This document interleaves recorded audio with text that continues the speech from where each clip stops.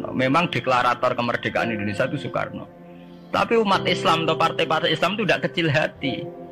Karena embrio yang bernama Indonesia itu dari tahun 1908, sebelum ada partai nasionalis yang berani melawan kolonialisme Belanda adalah partai-partai Islam. Sehingga kebangkitan Indonesia dimulai 1908. Karena saat itu yang pertama mencetus ide melawan Belanda adalah kiai-kiai Islam. Yaitu saat itu bikin serikat dagang Islam. Terus lama-lama menjadi serikat Islam. Terus lama-lama menjadi partai Islam. Dimulai dari angkatannya Hos Cokroaminoto. Sini Haji Umar Said sinten Cokroman, itu disingkat jenis Hos Cokroaminoto. Jadi tidak bisa Indonesia itu meninggalkan partai Islam. Karena dulu pertama pendiri era kepartaian niku malah partai-partai apa? Islam yang lahir di Solo, di Jogja. Bahkan sebelum ada negara yang bernama Indonesia, itu ada negara yang bernama Demak Bintoro, ada Demak Ngayogyakarta apa? Karto. Itu semua negeri apa? Islam. Ya paham. Sehingga secara kesejarahan kita tidak kalah sama tuanya Soekarnoisme atau partai PN. Dan sampai kan kita ini kan kayak dinabubukkan seakan-akan Indonesia itu dimulai dari Soekarno. Sehingga nak wani Pak Karno itu koyok-koyok itu kita anti Indonesia. Ya kita tidak mungkin nggak menghormati Soekarno. Beliau sebagai pahlawan besar kita hormati. Ya, tapi ya kebesaran Pak Karno demi bangsa Indonesia jangan kemudian direduksi, disederhanakan hanya melewati partai.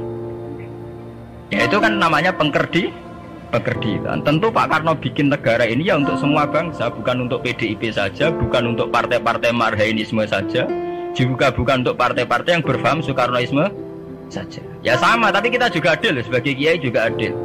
Hos Cokroaminoto bikin partai Islam adalah untuk mengusir Belanda dari bumi Indonesia, yang nantinya juga untuk kepentingan semua bangsa Indonesia, tidak hanya yang Islam saja.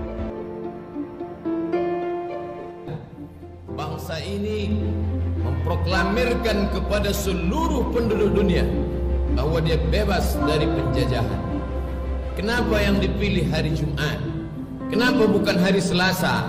Kenapa bukan hari Rabu? Ada apa dengan hari Jumat?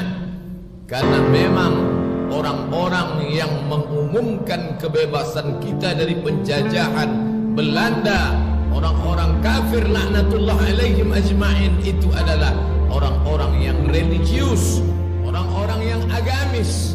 Mereka bukan hanya sekedar para pejuang rasionalis, tapi mereka orang-orang yang beragama. Mereka tahu bahwa induk dari segala hari adalah hari Jumat. Karena mereka percaya siang malam mereka bersaksi asyhadu an la ilaha illallah wa asyhadu anna Muhammadan Rasulullah. Muhammad sallallahu alaihi wasallam sudah mensabdakan bahwa hari itu ada satu hari dipilih oleh Allah, Sayyidul Ayyam, itulah dia hari Jumat. Mereka ingin bahwa kemerdekaan itu ditolong oleh para malaikat yang mengaminkan doa satu titik di hari Jumat. Hari Jumat diumpamakan seperti cermin, lalu di tengah cermin itu ada satu titik, ada satu doa yang mustajab. Maka selesai bendera itu dikibarkan, proklamasi dibacakan, Presiden Insinyur Soekarno mengangkat kedua tangannya, berdoa kepada Allah Subhanahu wa taala, diaminkan oleh mereka yang hadir saat itu. Foto gambar menjadi bukti sejarah, menjadi saksi bisu sampai hari ini bahwa mereka memang berdoa kepada Allah Subhanahu wa taala. Lidah mereka yang berdoa hari itu lidah-lidah yang dikabulkan oleh Allah Subhanahu wa taala. Karena Nabi SAW bersabda, di antara doa yang dikabulkan Allah adalah as-saim hatta yuftir, orang yang berpuasa sebelum ia berbuka. Presiden Soekarno, Wakil Presiden Muhammad Hatta, mereka yang hadir pada pagi Jumat itu semuanya dalam keadaan berpuasa, karena kita memproklamirkan kemerdekaan kita tepat pada tanggal 9 Ramadan 1364 Hijriah. Tahun 1323 Hijrah berkumpullah kemudian di Tanah Abang dan Krukut sekarang, Krukut wilayah Jakarta, 4 orang ulama, ada Said Al-Fakhir, ada Said Abdul Rahman, ada Said Muhammad, ada Said Sehan, 4 orang kumpul di situ merumuskan, kita ini kenapa ya sudah 300 tahun kurang lebih kita tidak bisa mengatasi penjajahan Belanda, kalah terus. Apa yang kurang? Dirumuskan oleh ulama, oh kita ini berjuang terpecah-pecah, tidak bersatu. Kita kalah di pendidikan, kita kalah kemudian di sini, kalah di sini, kalah di sini, kalah dalam logistik, maka kita harus bersatu. Maka dirumuskan oleh mereka, dibuatlah kemudian satu perhimpunan namanya Jamiatul Khair. Maka diundang kemudian para ulama, diundang. Apa yang disepakati? Kita harus sepakat bikin pendidikan yang berkualitas, bersatu dalam hal ekonominya, perdagangannya, bersatu dalam hal ilmu politiknya. Maka disepakati berkumpullah kemudian 6 tahun dari situ, tahun 1911. Untuk pendidikan diundang seorang alim besar, alim minal ulama, namanya Syekh Ahmad Surkati, yang berasal dari Sudan. Sur artinya ahli, kati artinya kitab, rajin dengan kitabnya. Dulu sedang belajar di Ummul Qura, sedang berada di Al-Azhar, kemudian diminta ke Indonesia, ke Nusantara. Indonesia belum ada. Maka datanglah kemudian 6 tahun kemudian, tahun 1911. Maka berkumpullah pada saat itu, ada ahli sokongan dagangnya, ada ahli ilmu politiknya, ada ahli pendidikannya, kayak Haji Ahmad Dahlan yang dari Yogyakarta, dari Kauman, yang kemudian mendirikan Muhammadiyah tanggal 18 November tahun 1912, datang ke sana, kumpul diskusi, apa yang disepakati, kita harus kompak. Maka dibuat pusat pendidikan Solo, berkumpullah para pengusahanya, diinisiasi oleh Kiai Haji Saman Hudi, mendirikan Syarikat Dagang Islam.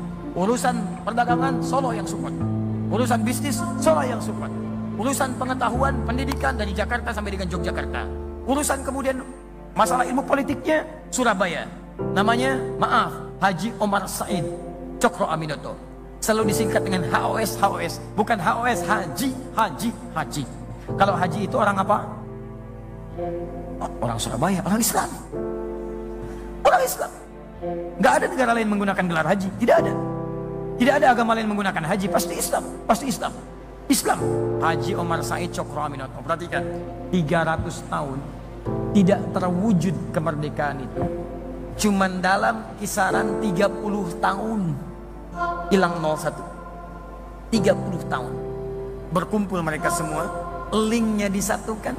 Solo menghimpun para pengusahanya, support untuk kemerdekaan Indonesia. Perhatikan, Jakarta, Jogja kasih pendidikan yang bagus.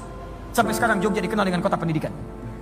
Teman-teman, Surabaya support bagian ilmu politiknya, orasinya, macam-macamnya. Di antara murid Haji Omar Said Cokro Aminoto adalah Insinyur Soekarno. Didik. Apa yang terjadi? Tidak tunggu lama. 1911 cuma butuh 34 tahun. Tadi 300 tahun gak dapat, sekarang 34 tahun. 1911 tambah 34, 1945. 17 Agustus, hari Jumat, bulan Ramadan, jam 10 pagi, diikrarkan kemerdekaan Indonesia.